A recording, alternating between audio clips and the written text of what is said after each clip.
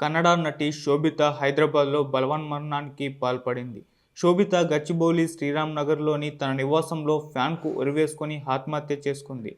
శోభిత తెలుగులోనూ అనేక టీవీ సీరియళ్లలో నటించి మంచి గుర్తింపు తెచ్చుకుంది. కన్నడ, టాలీవుడ్లోనూ పలు చిత్రాల్లో నటించిన ఆమె మరిన్ని అవకాశాల కోసం హైదరాబాద్లోనే స్థిరపడింది.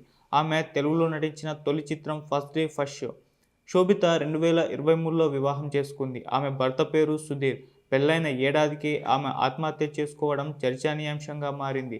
పెళ్లైన తర్వాత శోభిత సినిమాలకు దూరంగా ఉన్నట్టు తెలుస్తుంది. శోభిత స్వస్థలం కర్ణాటకలోని హసన్ జిల్లా సకలేష్పుర ప్రాంతం. హైదరాబాద్లో పోస్టుమార్టం అనంతరం ఆమె మృతదేహాన్ని బెంగళూరు తరలించనున్నట్టు తెలుస్తుంది. దీనిపై కేసు నమోదు చేసుకున్న పోలీసులు దర్యాప్తు చేస్తున్నారు. అలాగే శోభిత భర్త సాఫ్ట్వేర్ ఇంజనీర్గా పనిచేస్తున్నారు. శోభిత మృతికి గల కారణాలను కుటుంబ సభ్యులైతే ఇప్పటివరకు వెల్లడించలేదు. శోభిత మృతదేహాన్ని పోలీసులు పోస్టుమార్టం నిమిత్తం ఆసుపత్రికి తరలించడం జరిగింది. మరి ఇప్పుడు పోలీసుల దర్యాప్తులో ఎటువంటి విషయాలు బయటపడతాయో తెలియాల్సి ఉంది.